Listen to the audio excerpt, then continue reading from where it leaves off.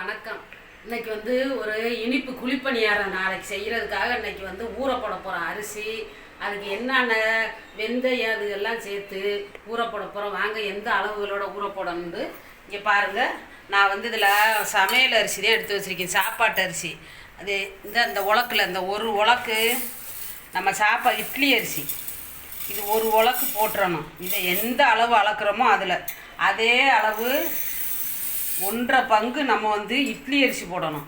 அதுக்கு அதில் அரை பங்கு தான் நம்ம பச்சரிசி சேர்க்கணும். அது கூட 1.5 பங்கு இட்லி அரிசி, பச்சரிசி அரை பங்கு. அது சேர்த்து இதை சேர்த்து 2 உலக்கு போட்டிருக்கேன். அதுக்கு உளுந்து இந்த பாருங்க 2 ஸ்பூனு துவரம்பருப்பு எடுத்து வச்சுருக்கேன். துவரம்பருப்பு போட்டு பணியாரம் சுட்டு சாப்பிட்டு பாருங்கள், நல்லா டேஸ்ட்டாக இருக்கும். அது கூட வெந்தயம் ஒரு 2 ஸ்பூன் எடுத்து வச்சுருக்கேன்.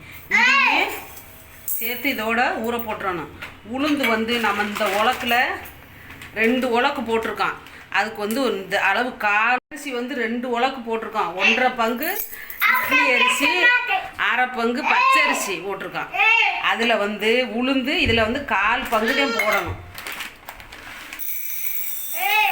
உளுந்து 1/4 பங்கு தான் போட்டிருக்கேன். போட்டு இதை நல்லா 4-5 தடவை கழுவிட்டு ஊற வச்சிடும். ஒரு 5 மணி நேரம் ஊற வச்சுட்டு நல்லா நைஸாக ஆட்டி எப்படி பணியாரத்துக்கு ஆட்டுறன்றதை அப்புறம் பார்ப்போம். ஊற வைப்போம் கழிஞ்சிட்டு நம்ம ஊற போட்ட உளுந்து, வெந்தயம், துவரம்பருப்பு 5 மணி நேரம் ஆயிடுச்சு, நல்லா ஊறிடுச்சு. இதை கிரைண்டரை போட்டு நல்லா ஆட்டி பொங்க விட்டுக்கிறணும். நல்லா ஆட்டின பின்னால்தான் அப்புறம் இந்த ஊற வச்சுருக்க இந்த அரிசியை அதில் சேர்ந்து ஆட்டணும். உளுந்து இதுகளை போட்டு நல்லா பொங்க ஆட்டிக்கிடுவோம். பாருங்க, இந்த அளவுக்கு நல்லா பொங்கிடணும் மாவு. இந்த மாவு பொங்குனதோடையே நம்ம ஊற வச்சுருந்த பச்சரிசியும் புழுங்கரிசியும் சேர்த்து இதில் தண்ணி தெளித்து நல்லா ஆட்டிக்கிறணும். கொஞ்சம் குறப்பாக ஆட்டிக்கிடுவோம். பாருங்க, மாவு நல்லா ஆட்டுப்பட்டுச்சு. அதுக்கு தேவையான அளவு உப்பை போட்டு அப்படியே கொஞ்சம் நேரம் லேசாக அந்த உப்பு கரைகிறதுக்கு ஆட்டை விட்டுட்டு நம்ம அல்ல வேண்டியது இந்த குறப்பாக இருக்கணும். ரொம்ப நைஸாக இருக்கக்கூடாது. நம்ம பணியாரத்துக்கு ஆட்டும்போது கொஞ்சம் குறப்பாகவே இருக்கணும். உப்பு கரைக்கிறதுக்கு இப்படி குக்கர் இதில் கிரைண்டர்லேயே போட்டு ஓட விட்டுட்டு நம்ம அள்ளிடுவோம். ஆட்டி வச்ச மாவு நல்லா பொங்கி இருக்கு பாருங்க. 5 மணி நேரம் ஆச்சு. இப்போ நான் பூராத்தியும் இந்த இனிப்பு குழிப்பணியாரம் செய்ய போகிறதில்ல. நம்ம இனிப்பு பணியாரம் செய்கிறதுக்கு மாவு இவ்வளவு கெட்டியாகத்தான் இருக்கணும்.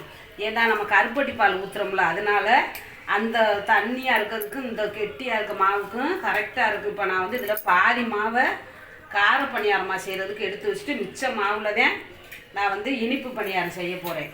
பாதி மாவு அதில் எடுத்து வச்சுருவோம். பாருங்கள், இந்த மாவுக்கு நான் ஒரு 200 கிராம் இருக்கும் மண்டவளம் எடுத்து வச்சுருக்கேன். ஒரு சட்டி அடுப்பில் வச்சு அதை அந்த மண்டவளத்தை அதில் போட்டு அதில் தண்ணி கொஞ்சோண்டு தான் தண்ணி ஊற்றணும். ரொம்ப தண்ணி ஊற்றிடக்கூடாது. அந்த தண்ணியிலேயே இந்த கருப்பட்டி பாகை நம்ம கரைக்கணும். இதுக்கு பாகு பதமெல்லாம் தேவையில்லை. நல்லா அந்த கருப்பட்டி கட்டி இல்லாமல் கரைஞ்சாலே போதும். ஏண்டா கீழே மண்ணு தூசியெல்லாம் இருக்கும், அதிரசம் அது இருக்கு மாதிரி. இதுக்கு நம்ம பாகு தேவையில்லை. சும்மா தண்ணியை கரைச்சிட்டு இந்த மாவோட நம்ம சேர்த்து ஊற்றிட வேண்டியதேன். இது பாருங்கள், இந்த மாதிரி நல்லா தண்ணி ஆயிடுச்சு வாரு. இப்போ நம்ம இறக்கி இதை இந்த மாவோட ஒரு சல்லடை வச்சு வடிகட்டிடணும். இந்த பாருங்க, தூசி எல்லாம் இருக்கும்ல, அது இறங்கிடும்.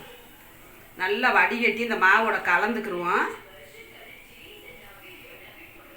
இப்போ பாருங்கள், நம்ம அந்த கருப்பட்டி பாலை ஊற்றி நல்லா கரைச்சாச்சுந்தா எவ்வளோ கெட்டியாக இருந்துச்சு. நம்ம கருப்பட்டி பால் ஊற்றினோன்னே இவ்வளவு நல்லா தண்ணி ஆயிடுச்சு. இதுதான் நம்ம பணியாரம் ஊற்றுறதுக்கு நல்லா பக்குவம். இப்போ நான் அடுப்பில் ஒரு சின்ன சட்டி வச்சுருக்கேன். அதில் 1 ஸ்பூனு நெய் ஊற்றிக்கிடுவோம்.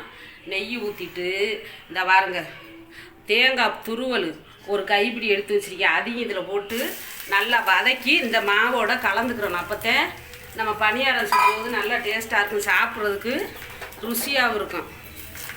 இந்த தேங்காய் பூ நல்லா எண்ணெயில் வதக்கிட்டு இதில் போட்டு சுடும்போது நம்ம வாயில் வச்சு பணியாரம் சாப்பிட்றது சூப்பராக இருக்கும். கொஞ்சம் நல்லா வதங்கினோன்னையே அந்த ஈரச்சத்து போய் வதங்கினோடனே நம்ம அந்த மாவோட சேர்த்து கலந்துட வேண்டியது போதும். இதே நல்லா வதங்கிருச்சு.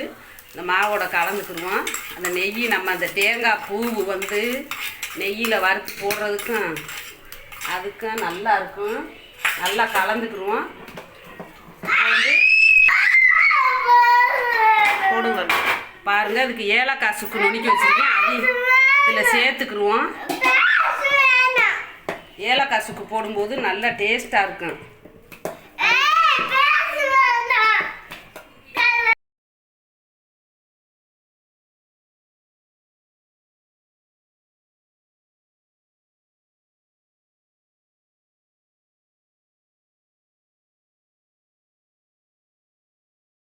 பாருங்கள், பனியாரக்கல் வச்சுருக்கேன். பனியாரக்கல் நல்லா காஞ்சிருச்சு. இப்போ அதில் வந்து எண்ணெயெல்லாம் நல்லா ஊற்றிருக்கேன். இப்போ வந்து இந்த டம்ளரில் நான் அதில் மாவு எடுத்து அந்த பனியாரக்கல்லில் கொஞ்சம் கொஞ்சமாக ஊற்றி முக்கா குழி தான் ஊற்றணும். ஊற்றி நல்லா வேக விடணும். பாருங்கள், கொஞ்சம் கொஞ்சமாக முக்கா குழி ஊற்றினோம்டா சூப்பராக பனியாரம். நம்ம முக்கா குழி ஊற்றினோம்டாத்தேன் ஃபுல்லாக நிறைஞ்சு வரும். வெந்துருச்சு. ஒரு பனியாரத்தை வெந்த நடுவில் நல்லா வெந்துருச்சு. அதனால் இப்போ பெரட்டி விட்டுறணும். பெரட்டி விட்டு எல்லா பனியாரத்தையுமே நல்லா பெரட்டிடணும். பாருங்கள், பெரட்டி வேகவுமே திருப்பி நம்ம வந்து அதை எடுத்து விடணும். சூப்பராக நம்ம ஊற்றின எண்ணெய்க்கும் அதுக்கும் பனியாரம் வெந்துருச்சு. நல்லா வெந்துருச்சு. பாருங்க, பனியாரத்தை எடுத்துக்கிடுவோம். பாருங்கள், கலர் பார்க்குறதுக்கே சாப்பிடணும் போல் இருக்குது. நல்லா மொறுண்டு வெளியே மொறுண்டு உள்ளே நல்லா கிறிஸ்பியாக நல்லா வெந்துடும் பனியாரம். ஸோ சாப்பிட்றதுக்கு நல்லா டேஸ்ட்டாகவும் இருக்கும். பாருங்கள், சூப்பராக வந்திருக்கு பாருங்கள் பனியாரம். அடுத்து எல்லாம் எடுத்துக்கிட்டு அடுத்ததும் ரெண்டாவது இன்னொரு இதுவும் ஊற்றிக்கிடுவோம். நல்லா வேகட்டும். திருப்பி விடணும். அப்போத்தான் நம்ம பனியாரம் நல்லா சூப்பராக நல்லா குண்டாக வந்திருக்கு. பாருங்க, நம்ம துவரம் பருப்பு போட்டதுனால மேலே நல்லா மொறுண்டு கீழே உள்ள நல்லா சாப்பிட்டா உள்ளுக்க நல்லா வெந்திருக்கு. பாருங்க, தேங்காய் பூதுகள்லாம் போட்டு சுடுறது நல்லா டேஸ்ட்டாக இருக்கும். இனிப்பு நம்ம தேவைக்கேற்ப கொஞ்சம் கூட போட்டுக்கிடலாம். தண்ணி வந்து இந்த அளவு தான் ஊற்றணும். நம்ம மண்டவளமோ கருப்பட்டியோ கரைக்கிறோங்களோ அதில் தண்ணி வந்து கூடவே ஊற்றிடக்கூடாது. எவ்வளவு தண்ணி கொஞ்சமாக ஊற்றினாத்தேன் நம்ம கரைக்கிறதுக்கு லிக்விட் மாதிரி நல்லா கரையும். உண்டனா ஊற்றிட்டோம்னா பனியாரம் வேகாமல் அடிப்பிடிச்சது மாதிரி கீழே வந்து தீஞ்சு போயிடும்.